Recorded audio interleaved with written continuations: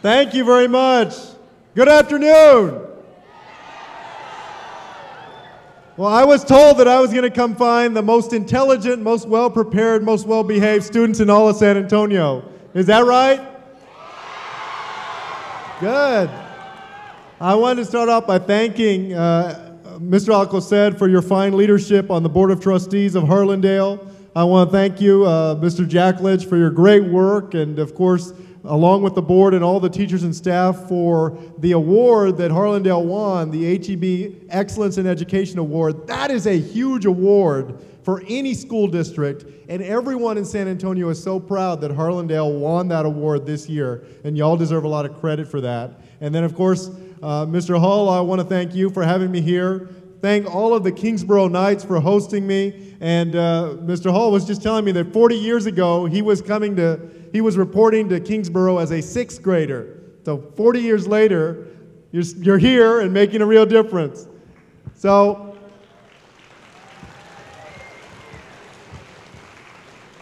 well, I wanted to come today and first of all, let y'all know that the entire city is so proud of y'all and wish you well as y'all start back up at school. How many of y'all woke up late today, this morning? Who needed more than one snooze on the alarm? Did anybody press the snooze alarm more than once? I see all the teachers raising their hand. Well, today is a big day, I know. Coming back to school, getting ready for a school year. For those of y'all that are 8th graders, you're 1 year away from getting into high school. This year is the only thing that stands between y'all and high school. For those of y'all that are 7th graders, you got some experience under your belt here at Kingsborough. You're going to have the opportunity to learn new things, make new friends. For those of y'all that are 6th graders, who's a 6th grader? Raise your hand. For those of y'all that are 6th graders, this is something totally new. I remember when I was a 6th grader, I think I started school on September 2nd, 1986 at Tafoya Middle School. I don't know why I remember that, but I do. And maybe because I was so scared back then. What I used to hear about middle school when I was in elementary school was that all of the kids were a lot bigger, and you had 7 classes back then instead of just one teacher, and you had to get your own locker, and you had a home room. And so for those of y'all that are 6th graders, I bet that this is a lot of change, but I think you're going to find, with the great teachers and staff here at Kingsborough, that you're going to find a lot of friends, a great faculty, folks that want to help you succeed. And really, that's the reason that I'm here as mayor. Today, San Antonio is a city of 1.3 million people. And about 9 months ago, we kicked off an effort that we called SA 2020. Some of y'all may have heard about SA 2020 over the last year. SA 2020 was about asking the entire city to dream about San Antonio in the next 10 years, to figure out what kind of San Antonio we want to be. And we had about 5,000 folks participate in SA 2020 from all over the city. And they shared with us their dreams for San Antonio. We had folks who were senior citizens that participated, folks who were still in school who participated, folks who were in neighborhood associations, folks from every walk of life. And you know what they said the number one issue for them was? As parents, as proud San Antonians, the number one issue for them was making sure that more of our young people graduate from high school and then go on and graduate from college. Our community told us very loudly and very clearly that for San Antonio to be as great as it can be, the number one thing that we need to focus on is making sure that more of our young people succeed in the classroom. And that's why I'm here today. Because you're going to hear, and I'm sure you already have in your life a lot of times, about how you're the future. How many times have you heard that? Raise your hand if you heard that you're the future. In fact, sometimes it feels like you hear it so much that maybe it begins to seem old. It goes in one ear and out the other. But the fact is that That's really true. That in the year 2020, in the year 2030, in the year 2040, as y'all go through school, as you graduate from high school, you get your higher education, y'all are the ones that will be entrusted with making San Antonio a greater place to live, a more prosperous place to live in the coming years. There is no other way that San Antonio can become a more prosperous city other than making sure that y'all make a very important decision during middle school. And that important decision that you have to make during these years of middle school is, what path are you going to take? I've noticed that in middle school, oftentimes, people choose to take one of two paths. Most of the time, that choice is a positive path. A path to care about your educational future, to pay attention in class, to do your homework, to pay attention, to stay on the track of reaching the dreams that you have for yourself. If you want to be an engineer, if you want to be a doctor, if you want to be a teacher, if you want to be an artist, whatever dream it is that you have for yourself, you have a choice to make now about whether in these years you stay on that path, you believe in yourself, you do the hard work that it takes to get there, or whether you make a different choice. A choice to give up, a choice to stop paying attention, a choice to hang around with friends that are interested in something other than doing well in school, a choice to sometimes let insecurities that you might have about succeeding, about doing well, allow you not to succeed. I want you to know that you have an entire city behind you that believes in you, that knows that you're smart, that wants you to succeed,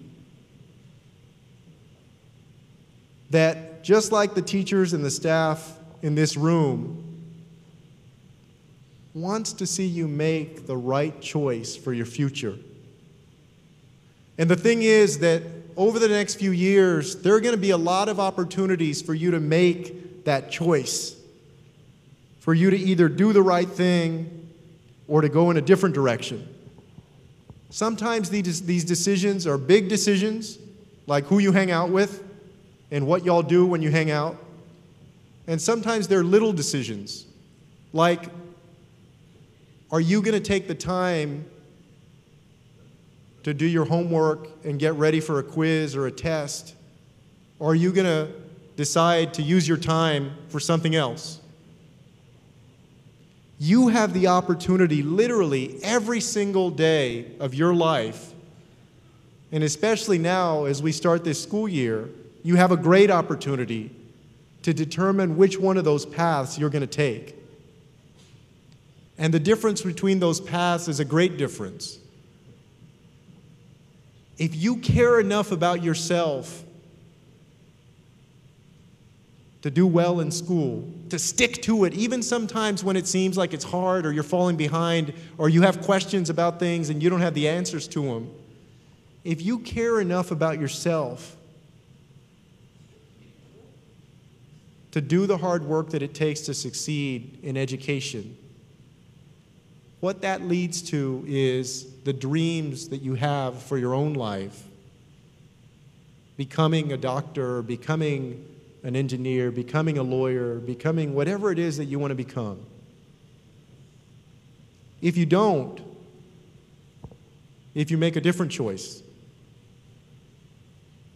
the future is also very clear. It's a future of possibilities that will never be reached. It's a future that is bleaker. It's a future of less opportunities, of less success, of more regrets. And the great thing about being where you're at right now, whether you're in the 6th grade, the 7th grade, or the 8th grade,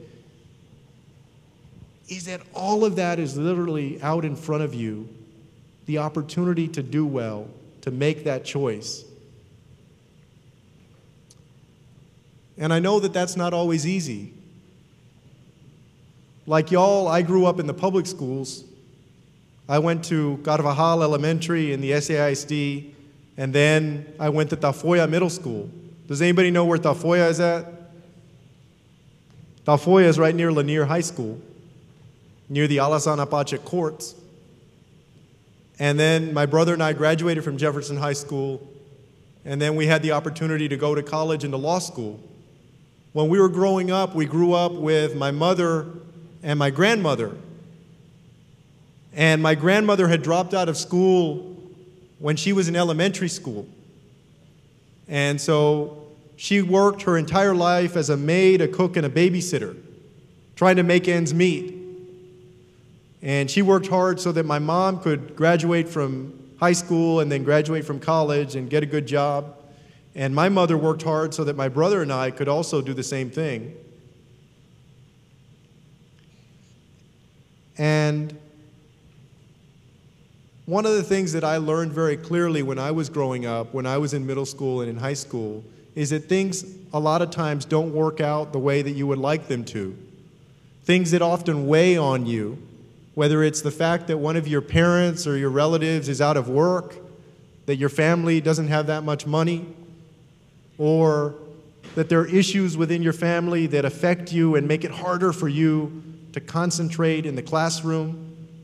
Or sometimes we're afraid because we see people around us and they seem to be so much smarter than we are. Or we're afraid to let people know how smart we are or we can be. And I'm here to tell you today that the thing that matters the most is how much you care about yourself and how much you're willing to invest in making sure that you succeed. You're going to have a lot of friends who tell you at different times, oh, let's go do whatever else, Sometimes people get into trouble. Sometimes the last thing on their mind is studying or getting good grades. Don't let that be you. You can be a leader in and of yourself by making a choice to do great here at Kingsborough. And if you ever have something that does weigh on your mind, something that is a challenge to you, find a teacher, find a counselor, find someone that you can confide in, talk to, someone who can make a difference in getting you back on track so that you can focus on your grades and learning. I hope that during this time you'll also find those people in your lives who really care enough about you to put you first. Let me tell you what I mean by that. I know that when you're 12 years old or 13 years old or 14 years old that, in fact, it's very unfashionable, and I'm going to use an old word that I'm sure doesn't apply now, but it's not cool to, be seen with your parents or tell them how much you care about them or be anywhere near their vicinity. When my brother and I were in school, we wanted our mother to drop us off like a few blocks away from the school so we could walk to school. We didn't want to be seen with my mom or my grandmother. But you have to find those folks in your life that love you enough to think first about what's good for you and help you find that for yourself. And not folks who are thinking necessarily about themselves first. A lot of times that's one of our parents, our mother or our father or our grandparents. Sometimes that's another relative or that's a teacher or someone else. Find that person in your life and help make sure that that person guides you to success in the classroom and in life. I'll just say finally that when The city of San Antonio, when the 1.3 million people that live in this city look at you as folks here at Kingsborough, we see so much potential, so much promise. And people want to lift y'all up and to ensure that you succeed in your studies and in life. And that whatever that dream is that you have for yourself, that you actually accomplish it. I hope that you'll take that and you'll match it with a diligence, with hard work, with everything that it takes to get there. Because I have no doubt that one day that y'all are going to be crossing the stage, graduating from high school, and then a few years after that, you're going to be graduating from college. And I know that that is going to be a spectacular victory for you and for your family. But that's also going to be a great victory for our city, for becoming that city of promise and of opportunity that all of us in San Antonio want it to be, and that we know the only way that we can be is if you succeed first. So welcome back to school. I hope you'll have a great year. Thank y'all.